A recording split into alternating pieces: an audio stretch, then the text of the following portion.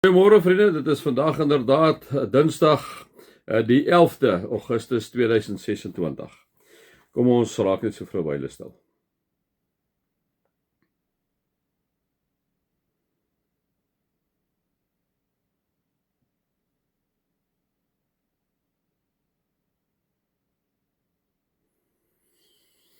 Here, soos ons die asem inhaal en ons asem deel is van ons lewe, soos u Gees wat in ons woon, ons lewe. Here, gee dat ons u nie teleurstel nie. Amen. Dit mag daar vir julle genade en vrede en oorvloed wees, dat julle God ken, Jesus ken en die Heilige Gees ken. Vriende, dan is ons by die laaste stukkie nou hierso in Jakobus, en dan kom sê Jakobus hierso in vers 13, opskrif hier is daar die gelowige gebed. Hy sê, as daar iemand onder julle is wat swaar kry, moet hy bid. As daar iemand is wat opgeruimd is, moet hy lofliedere sing. As daar iemand van julle is wat siek is, moet hy die ouderlinge van die gemeente laat kom en hulle moet vir hom bid en hom met olie salf onder aanroeping van die naam van die Here. En as julle gelowig bid, sal dit vir die sieke genesing bring. Die Here sal hom gesond maak.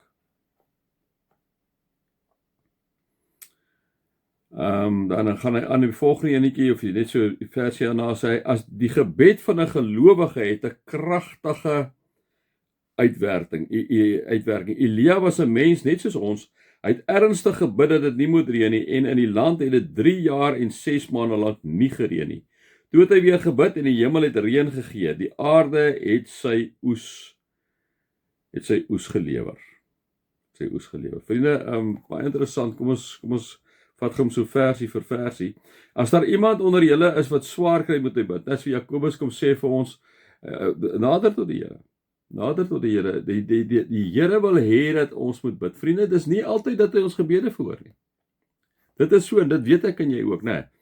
En ons koppe is te plat daarvoor, vriende, om dit te verstaan. Maar die feit is wat Jakobus ook vir ons hier kom sê. Hy sê, hoor hierso, as jy siek is, bid. As dit swaar kry van jou is, bid.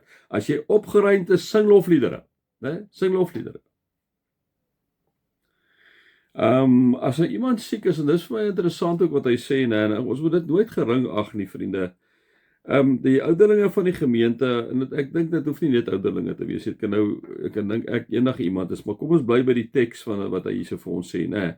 Maar hy sê, as iemand siek is, laat die ouderlinge van die gemeente om gaan bid, om met olie salf onder aanroeping van die naam van die Here. Vriende, gebed het 'n kragtige uitwerking. God kan hy gebed gebruik. Ek en jy weet nie wanneer gebruik hy die gebed nie.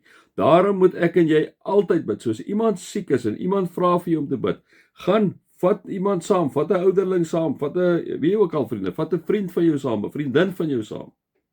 Gaan lê hom die hand op. Ek dink nie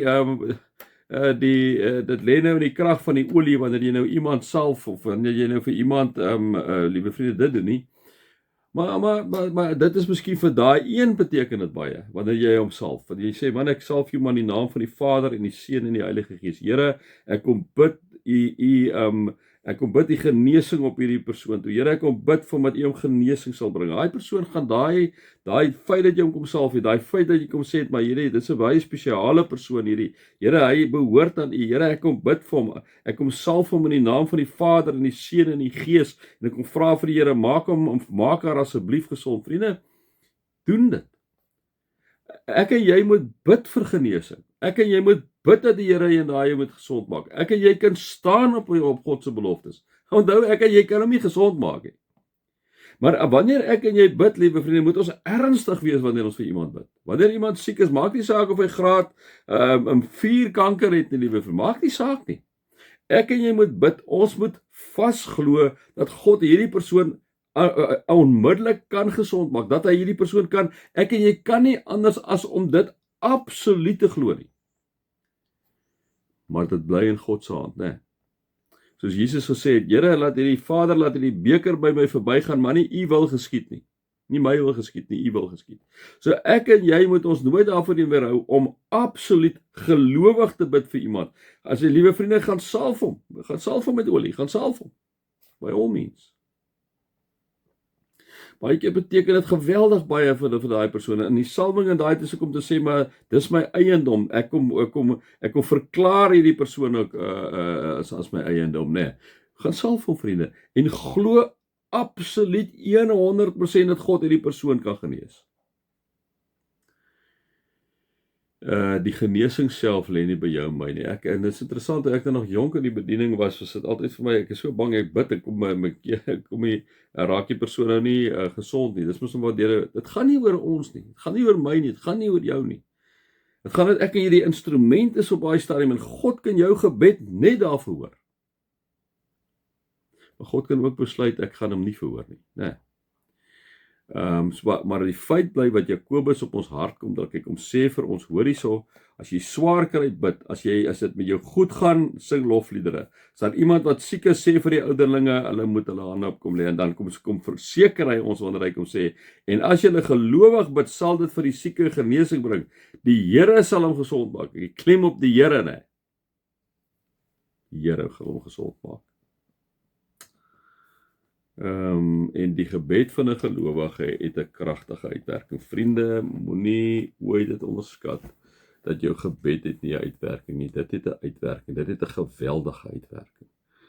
Op daai persoon vir wie jy ook gaan bid het, op daai persoon se geloof, op die feit, vriende, ek weet nie hoekom dit werk nie. Here hoef nie so te werk nie, maar hy werk deur ons gebede. Hy werk deur die feit dat ek en jy glo. Hy werk deur die feit dat jy iemand in sy hande gaan plaas, né? Dis die amazing gedeelte van ons God. Hy het dit nie nodig nie. Hy het nie een van ons nodig. Hy het nie 'n predikant, 'n priester, 'n pastoor, 'n rabbi, enige iets nodig. Hy het niks nodig nie, maar tog, liewe vriende, gebruik hy mense, né?